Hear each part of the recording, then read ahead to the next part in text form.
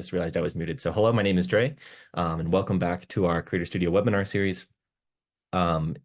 This is going to be the calendar that we're going to be looking at here going forward for the next couple of weeks. So I just wanted to give a quick little heads up about some of the sessions that we'll be doing. First, next week, we'll be discussing Snowflake table queries with Creator Studio. John will actually be our host next week, which is very exciting. He hosts our setup webinars, which have also been going along in parallel with these Creator Studio webinar series. So he'll be coming over to join us next Wednesday to discuss Snowflake table queries. Really powerful use case. The week following, on May 29th, we'll be discussing Salesforce account lookups with Creator Studio. Now, this is sort of in line with our general Salesforce series that we kind of have going on, where a prior session we discussed sort of connecting Salesforce, creating a connector for Salesforce, and the kinds of things you might be able to do, just generally speaking, at a high level within Creator Studio and connecting to Salesforce. So next week, or on the 29th, excuse me, we'll be discussing specifically how you would configure like an account lookup use case where maybe you're a salesperson and you want to know who's on the account or any information potentially that you've gathered on a customer. But today, we'll go ahead and discuss Salesforce opportunity lookups with Creator Studio. And so we'll spend some time discussing how this use case works. We'll go through and see what it looks like actually built out within Creator Studio, and then we'll do a demo. And then at the end of this, we'll have a Q&A session. So anyone who has joined who has questions about how to set this up in their own environment or general process questions, implementation questions, really any question that comes up during this session, just go ahead and save that for the Q&A portion of the call, and then we can work through that then. I'll make sure we save time for that. But great. Okay, so today let's go ahead and start though with our Salesforce opportunity lookup session. And let's just start by building some motivation behind why you would even want to do this. So Salesforce is a very common tool that lots of our customers use. So it's a highly requested integration for lots of people. Specifically, what we're finding as useful is Salesforce is this great store of record. And so a lot of your employees are going to need to look up information in Salesforce that it's sort of frustrating to have to go through like a login or an authentication screen, every time, for example, when they could just be looking up like, who's the name on this account? What open opportunities do we have? And it's the last one of those that we'll be focusing on today. We're building a use case to look up open opportunities. So with that, let's go ahead and look at the user experience that we're kind of trying to shoot for today. So you can see my purple chat diagram here. This is a user-initiated use case. And what I am calling that out for is so we can identify which of these Creator Studios we might want to leverage. So anytime it's a user-initiated use case, immediately we're thinking either paths or queries workspace. An event use case is going to be triggered from some other system. So because this is going to be triggered by the end user, it's an on-request, on-demand type use case.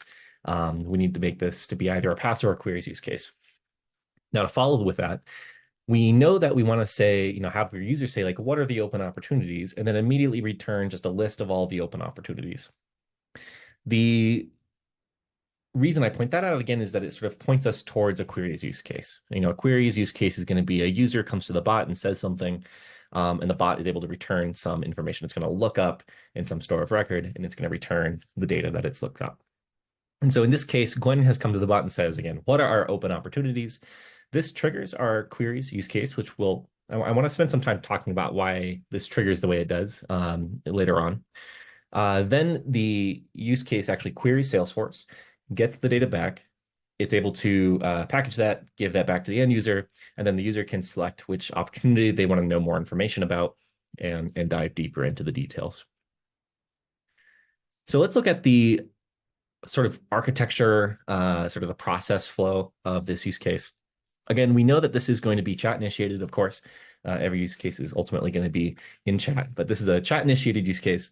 The user comes to the bot and says, what are our open opportunities? Again, that triggers this queries workspace, which is within Moveworks. That is going to call Salesforce and then return the Salesforce data after some formatting back to the end user. So this formatting step that I'm referring to is our API triggering or API labeling step. Again, we can take a look at that. And actually, now's a good time to do that. Let's go ahead and take a look at what this use case looks like in Creator Studio. So you can see my use case here, I've gone ahead and just named it, Dre's Salesforce query demo. Now, of course, in real life, in the actual world, you wouldn't call this Dre's Salesforce query demo. You'd probably just call this open opportunities or find open opportunities, something along those lines, something closer to the short description here, get open opportunities. Reason being, the query label and the short description are going to have an impact on how the use case is triggered, when it's triggered, when the bot thinks it's relevant. So it's important to make it sort of clear to your end users what's happening, and that'll make it clear to your bot when to trigger it. So let's go ahead and press next. I won't talk much about actually setting up the connector. We did this again in a prior session. So we'll just go ahead and select the connector from our prior session and go forward using that connector. Now the API connection, this is where sort of we start getting into the mud. Our API endpoint path is going to be this query API endpoint path that is provided to us by Salesforce. It's going to be a get method. We're going to have this query parameter here. And this is where we have some options.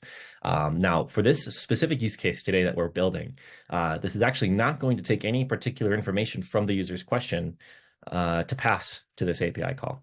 Now, if you wanted to do something like that, you absolutely could, and you would do so using this query variable. This is a special variable for queries use case.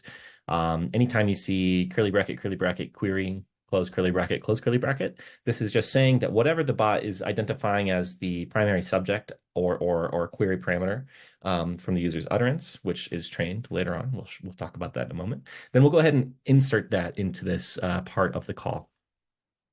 Now, because we're just making this be just blanket, give me all the open opportunities, we don't need to be so specific. So we're not going to have any particular query. We're just going to use this as a lookup. You can see that here I'm using my Salesforce query. I'm just grabbing some data from the opportunity table where is1 is set to false. So this is just how I'm indicating that we're looking at open opportunities only. And we're going to order by created date and then descend with a limit of 10. So there is a maximum number of we'll say items that queries will show at any one time for it to look good. I think 10 is a good limit for sort of the upper limit of that. And this is also going to just ensure, because we're doing order by created date with descending, that we're going to see the most recently created open opportunities first. Now let's go ahead and test. Again, there's no example value here for us to slot in because ultimately we just want this use case to trigger and then do the same exact API call every time. So we're going to go ahead and click test and just see that the return data, it's going to look exactly like this. This is a demo instance, right? So we want to see that this data comes back. So yes, we see the test button has gone back to purple. This means that it has finished its testing. We get a response code set to 200. And then again, it's the exact same data. So let's go ahead and move on to API labeling. So what do I mean by API labeling? Well, this is the formatting step that basically turns the JSON return from Salesforce into sort of a human readable display. And if you'll remember that list item, that's ultimately what we're building. So the first thing we need to do, though, is set an identifier and a description. And so in this case, I've gone ahead and set identifier to be the name of the company that has returned. And then the description here, I've just set to be type. Now, you can see that this is all a drop-down record, and this is going to just link to really any of the values that came back in the JSON that are eligible for being set as the identifier and description. What are the identifier and the description? These are going to be the values that you see in that initial list before the user drills down into the data further. So this is the data that they see first. This is how I would think of it. So we're going to go ahead and set name as identifier, type as description, and then we're going to go through and sort of configure which fields we want to also include. We don't really need to include every part of the data for the end user. They really don't care about things probably like, the Boolean value for is1. They probably don't, because ultimately this is looking up based on that field. We are under the assumption that all of these are is1 is set to false. Maybe they don't need to see the attributes for the owner, but it would be helpful for them to see the name of the owner of this opportunity. So we've gone ahead and included that one. And you can kind of just go through and see we've included the created by name, created date, the owner name, we've included the stage name, and I believe that's all we have here.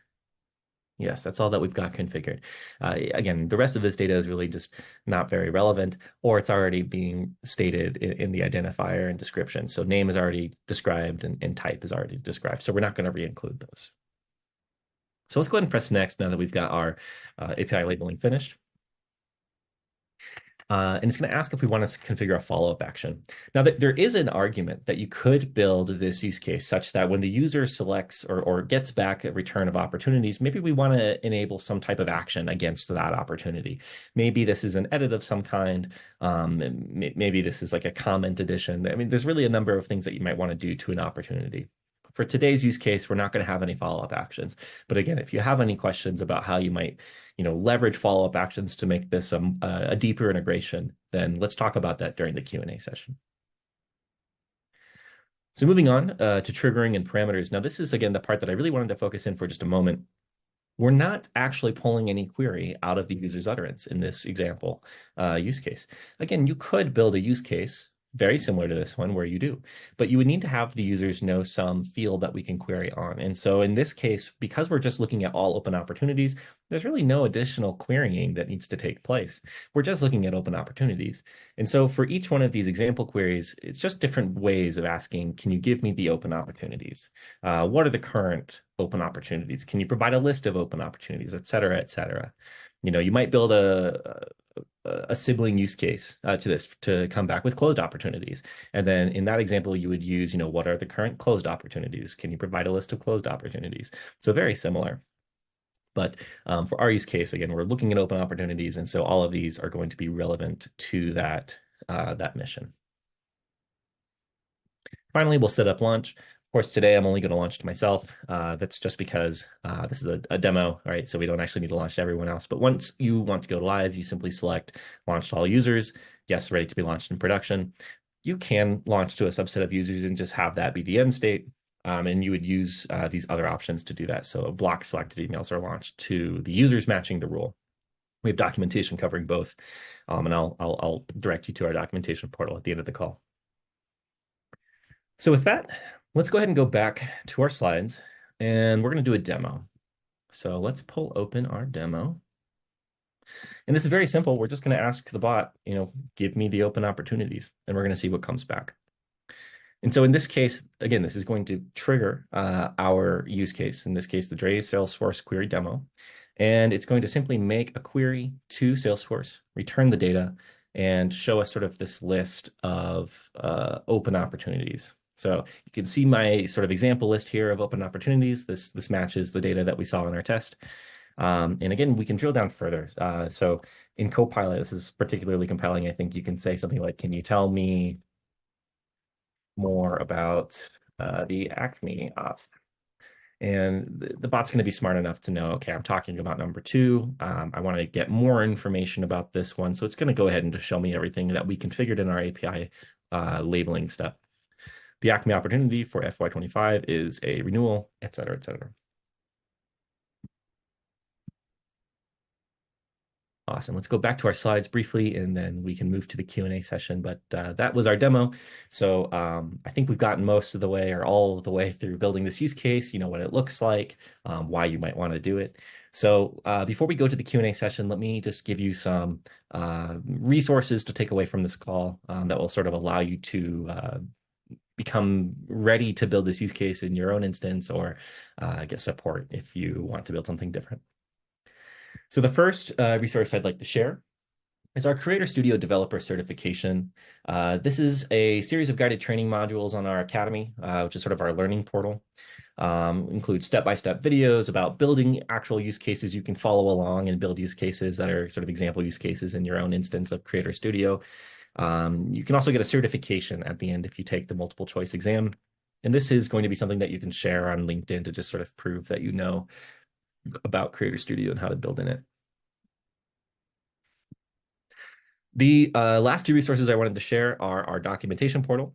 I referenced this earlier on, but if you can go to help.moveworks.com, you can peruse our documentation, which is going to be sort of a reference guide of all things Moveworks, what features are available, configuration options, as well as Creator Studio use cases, tutorials, and guides.